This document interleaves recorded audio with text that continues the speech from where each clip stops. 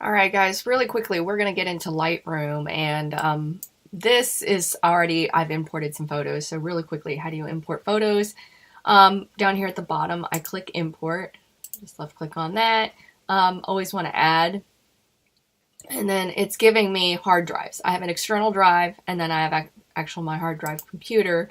If I hit the drop down, I can see all the folders in it. There's one folder in particular, it's on my desktop. I'm going to double click on that, double left click,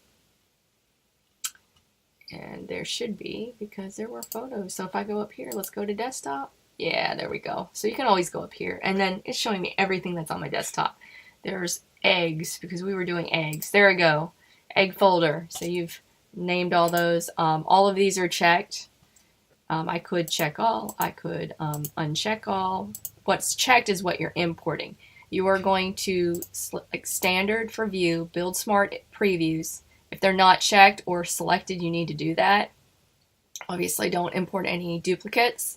I'm not concerned about adding it to a collection right now because we can do that later. And then hit import. And then it will import into this new, you can see it doing it right here. But now I'm in my library setting.